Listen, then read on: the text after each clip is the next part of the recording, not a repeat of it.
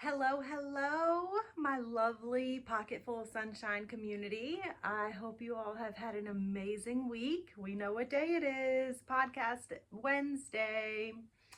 As I told you last week, I am going to be reading an anonymous listener's story today.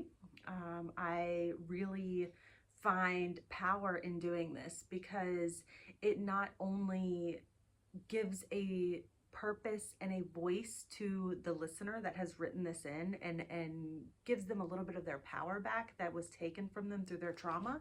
But I am I get such a sense of just peace for this person knowing that I can be their voice and I can share their story, and their story has the power and the ability to help other listeners that are listening in today. So it gives me great joy to be able to do this for my listeners and my supporters. And again, I love this community. I love this podcast, Pocket Full of Sunshine family that we're building here. The support that you all give me each week is just amazing. Um, my loyal listeners, thank you so much for tuning in each week. I look forward to it and I love you guys so much. If you're new to the podcast this week, this podcast is a real, raw, and true story testimony of trauma, abuse, addiction, all of the things that we get thrown at us through this lifetime, and all the things we try to navigate: grief, childhood trauma, just all the things, mental health. We touch on everything in this podcast. Nothing is off limits. So I just want to say thank you to you all. I have received some of the most amazing feedback, some of the most amazing gifts, emails. My daughter Jocelyn was on the podcast talking about struggles through teen mental health. She has also received cards, gifts, emails, everything. And you all just give her the encouragement to keep sharing her story as a teenager and help other teenagers like her. I want to quickly give a shout out to a great friend of mine, Krista Hartman. She is on Facebook. She has a apparel store on Facebook. I'm gonna share this here for you guys that can see it. Um, Definitely check her out on there, Blackheart Boutique. If you are listening online, it's blackheartapparel.myshopify.com. You can also find this link on the podcast page on Facebook. I will post it on there. She made these cute little earrings. I hope you guys can see them if you're watching on the video. Don't mind my gray hairs. They're really popping today because I have my hair pinned up. But these little podcast earrings that she made for me are so amazing. Stay tuned for merch because she and I are going to collaborate on that. She's just amazing. When Hayden was first murdered, she did our Justice for Hayden shirts for us and has just been a true blessing to our family. And just want to shout out and send some love to Krista because she's amazing, and Blackheart Boutique is just on point with everything. So she'll do special orders, all kinds of things. Just find her, send her a message through her Shopify link, and she'll hook you guys up. So, okay, we're going to get into this anonymous listener story today. Always, this is never the advice and the feedback that I give is never medical advice and feedback. Obviously, I strongly encourage, if you guys need to visit your mental health professionals, find a therapist, see your primary care provider, whatever you need. If you need resources, always email us, podcastpocketfulofsunshine@gmail.com. I will find resources for you if I don't already have them. You can write into us to share your story, because these stories do help other listeners. Even if you think, I'm not going to share my story because it's probably not as horrible as somebody else's. But that's the thing about trauma, and that's the thing about grief. It's your own. You don't ever have to compare it to somebody else's. You don't have to feel like yours is less than theirs because theirs might seem a little bit more intense to you or more life altering than yours. Your grief, your trauma, your story, it's valid and it's yours to share and to help other people just like you. So this listener wrote in today, last week. So I'm gonna read her story. Dear precious sunshine, first I want to express my true condolences on losing your baby girl. God needed her, and she is absolutely beautiful. Thank you. Thank you for that. I love that you guys always include Hayden, and your heartfelt sympathy to us, to me, to my family is just amazing, and it means more than you'll ever know. Now, I really don't know where to start, but I wanted to email you from the first time I heard you. You are amazing. I look forward to hearing your podcast every week. Every week, I take something new from listening to you. I can relate to it all. Every week is great, but your last one this week, I just listened to it today with your daughter. Wow. The courage for her to speak out about her story. Unbelievable. I could never. But honey, you are. You are right now.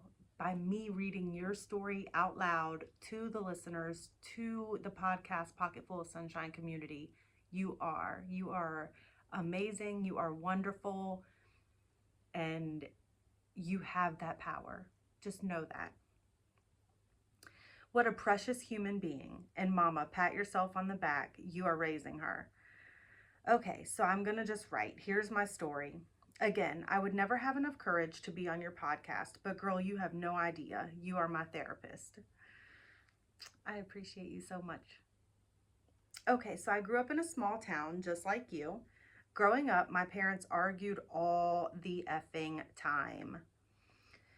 On the weekends, I loved to spend the night with friends just to get away from all of that. I grew up with my older siblings. I was the youngest. My mom was a shouter, so you really didn't know if you did or didn't do, if what you did or didn't do was a little bad or a lot bad, because she was going to scream at you all the time no matter what. I hate to say it, but growing up, I was the disrespectful teen who thought I knew everything. My parents screamed and argued, so I did the same to them. Learned behavior.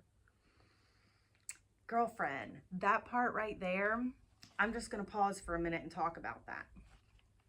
So, as you know from, me sharing a little bit about my story, I grew up in a DV home as well. And it was always fighting, always arguing. Like, I did anything I could to be out of the situation, but I never wanted to leave my sister there alone if I could prevent it, because she was younger than me. But learned behavior is so hard. It is so hard to not pick up those habits, to not repeat that behavior. Growing up, I did the same thing. I was a shithead, and I'm not even gonna lie. Once I got to the teenage years, I had enough. So my parents would be screaming and fighting at each other, all the time. And then when they would try to tell me I couldn't do something, I'm like, who are you? Like, I don't think so. So it was literally a constant battle and a constant argument. They were disrespecting me. I was disrespecting them. It was just a complete disaster. And so I really can relate to that, because I understand, your words there saying my parents screamed and argued all the time, so I did the same to them. Exactly. Because it's learned behavior, and as kids, those are the things that we see, so we think it's normal, so we repeat those behaviors. As adults, when we're in that heated moment, I feel like it's our responsibility to say, these kids are little sponges. They're like straws. They're sucking in every single thing that they see us do or they hear us say. So if your kid's running around dropping F-bombs, you got to sit back and say, why is this happening? And then you got to look at yourself, and you've got to evaluate yourself, and you've got to change your own behavior for them to be able to change theirs. Because that shit's hard, and they can't do that by themselves. They can't see you act one way and do things one way and take a different path as a child. That's not how their little brains work. It's not how they're built. And we as adults expect them to do that. I heard so many times growing up, do as I say and not as I do. Well, how? How do I do that? Because I'm watching what you're doing, and I want to be just like you because I love you so much. So how am I supposed to do something different when I really want to do everything that you're doing? So that's hard for us as kids to navigate and to do things differently because we don't know how. So, on to the story. Okay. I endured the same bullcrap you did in having a great group of friends, and one day at school, the next day one day at school they were friends with me, the next day were gossiping about what I had said. Ugh, I don't miss those days. To this day, I couldn't care less if I seen anyone I graduated with, all but about 4, with exception. So as I entered my adulthood, I fell in love with my hometown guy that I decided to move in with instead of going to college. No one could tell me anything. I thought I knew it all. Well, that didn't last. A few years later, I got married and had 2 precious babies. And guess what? I saw the writing on the wall. And at 27 years old, I was raising 2 infants. My dad was diagnosed with cancer. My marriage was failing, and I decided I better do something quick. So I went back to school. Now, I have to admit, I always thought I was on top of the world and had a bit of an arrogance to me. Through everything, I was confident. When my dad passed away, which hit me like a ton of bricks, I divorced a man I truly loved, but didn't want his extracurricular activities around my babies. Raising 2 precious infants on my own, working a full-time job, and putting myself back through school to obtain a BA. Girl, that knocked me back to earth and gave me a true wake-up call. I can totally relate to your story. Your story is literally I feel like I'm reading my own story right now. I went through some very similar things. My dad had lots of health issues, congestive heart failure, diabetes, high blood pressure, high cholesterol, everything you can imagine my dad had. So it's exhausting and it's time consuming trying to take care of a parent, especially a parent that has caused so much trauma to you and so much heartache to you through the years growing up, and you still do it because they're your parent, and we feel obligated to love them and care for them, and as we should. They raised us, they kept us alive all these years, so in turn it kind of feels like an obligation, but we do it out of love no matter what. And it is very exhausting, especially when you're going through a divorce, when you're going through a hard relationship. I also myself went through a divorce. That was a real struggle for me because going through a divorce is hard by yourself. And like, had I not had my dad there to help me with kids and do this and do that, then I literally wouldn't have had the courage to like keep going and move on. But prior to that, my ex-husband and I had even split up once. And then I ended up going back before we actually finally got divorced. And during that time, I did the same thing you did. I went back to school. I wanted to be a substance abuse counselor for teenagers because that's something that's very close to my heart. And so I did 13 months of school. I needed to do my clinicals, and then of course going through the separation, my dad wasn't able to keep the kids at night. He was in and out of hospital at this point, and so I wasn't able to finish. So then now I have a certificate in substance abuse counseling, but what can I really do with that because I don't actually have the degree? So it's hard and it's defeating. So I applaud you for trying and attempting to do that, even though you felt like you were knocked down and had to have that wake-up call. But remember, everything happens for a reason, and you still did it, and this is all part of your story and part of who you are today. So on to the story. I lost my granddad a year later, almost to the day I lost my grandma. And a year later, I lost my dad, all 3 of whom I was very close to. Whew, girlfriend. That is 3 significant losses within a year. That I gotta take a deep breath on that, because I can tell you since 2021 when my dad died, I have had a significant amount of loss. I think off the top of my head, I can think maybe 13, maybe a few more than that, but significant losses to my family, friends that are like family to me, families that are very close to ours have lost people, loved ones, and That is a heavy, heavy burden to carry, especially when you've lost two grandparents and a parent. Like that's a lot in itself. And then to add everything else that you were going through, and you're still here today to write this story and share this story with everybody else. You're amazing.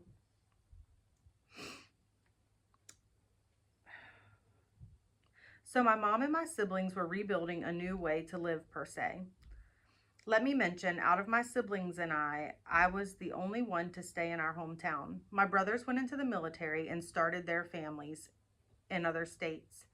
So 3 years after losing my dad, I received a call at work one day from my sister-in-law that something really bad was wrong with my brother. My mom left the day we got the call and headed to my brother's to help take care of him. She never left his side. After a short, horrible battle with cancer, 6 weeks later, my brother passed away at the young age of 37. Ooh, that gives me a chill. I've never lost a sibling. I can't imagine the pain that causes, because I know if I lost any of my siblings, I would just, I don't know how I would react. I don't know what I would do, even if we weren't that close. I see how my kids struggle with the loss of their sister Hayden, and they literally talk about her and feel that pain every single day. So I'm just so sorry for your loss, especially when they're so young and it's so sudden. It's like you find out and then the next thing you know, they're gone. So I'm so sorry. My heart is with you. My world was turned upside down. Same as you, I would try to go to the grocery store, the post office, etc.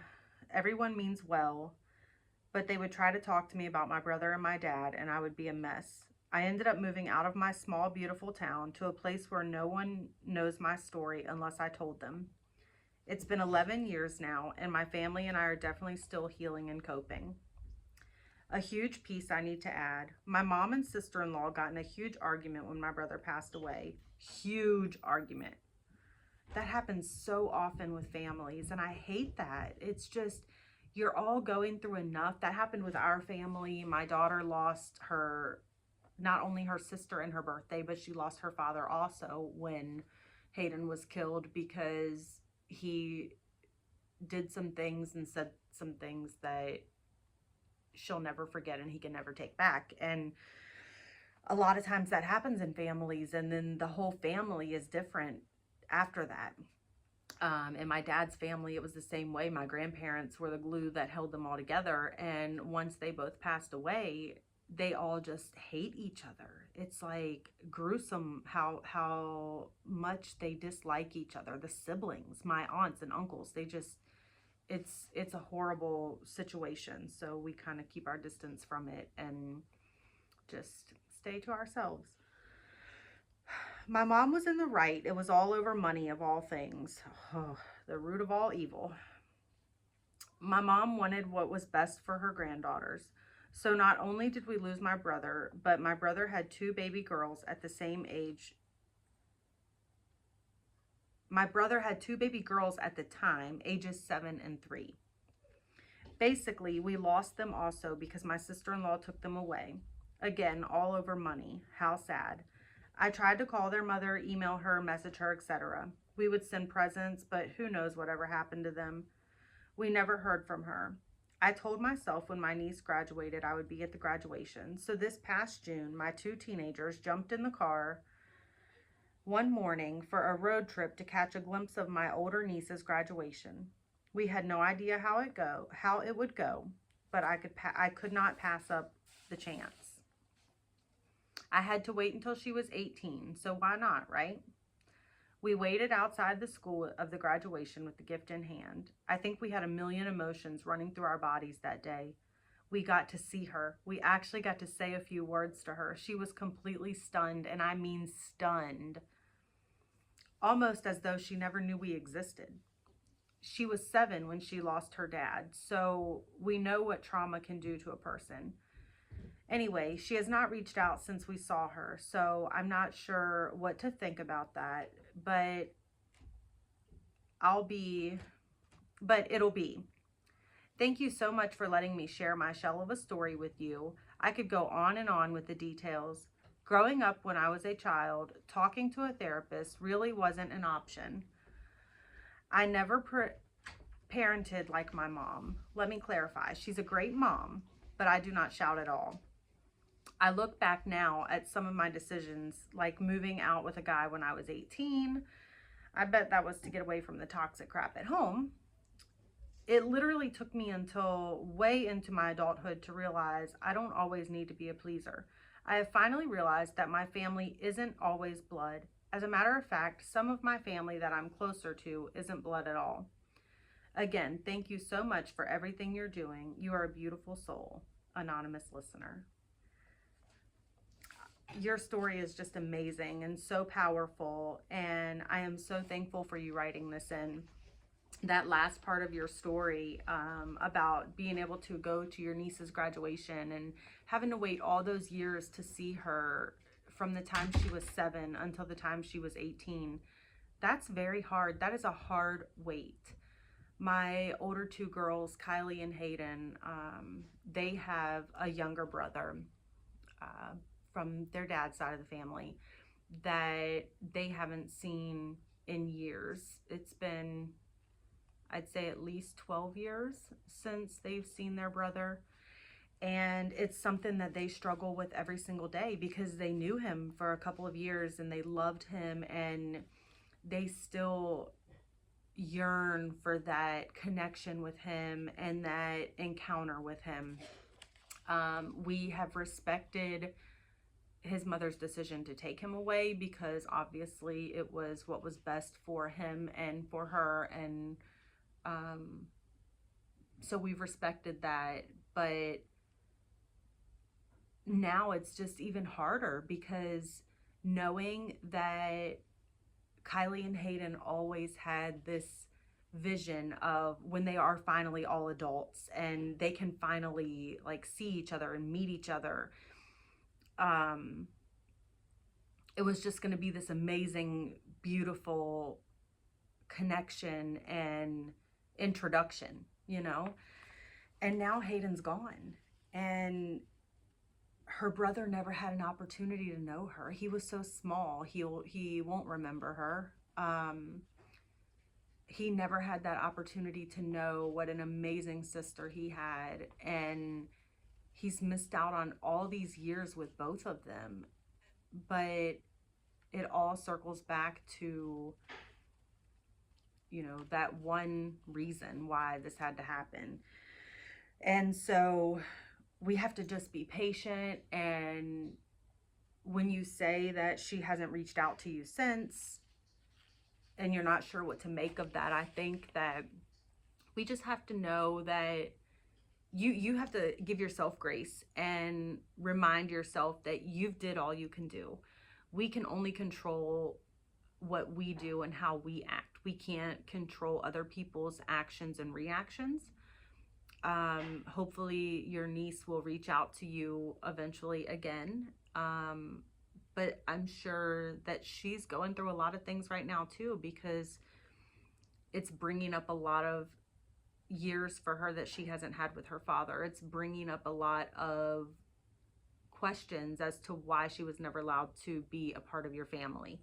So I think you just need to give yourself grace and just put it in God's hands, and what is meant to be will be. What comes out of this is definitely going to be something beautiful and something amazing. I feel that with everything in me, and you sharing your story is giving hope to others and encouragement to others that are in the same situation as you, that even though you've been all these years without being able to see your niece, you've had so many obstacles in your way, you still vowed to be able to see her again, and you did. You did that, and you didn't let anything get in your way. And now all we can do is continue to pray that she'll find her way back to you, and you all can kindle a relationship, and she can know your family and love your family as much as you've always loved her.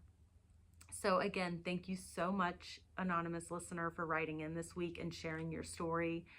It has been amazing and something that I have related to so much. I just can't even, like I said at the beginning, like I feel like I'm reading my own story here. So I can just relate to so much. Anytime, feel free to email me again anytime, anonymous or otherwise, podcastpocketfulofsunshine@gmail.com. You all please give my loyal listener some love in the comments, in the likes, in the shares.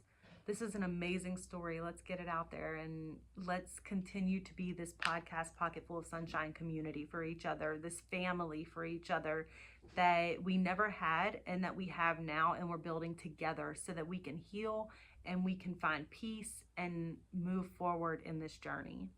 I love you all and thank you for listening, and I will see you next week.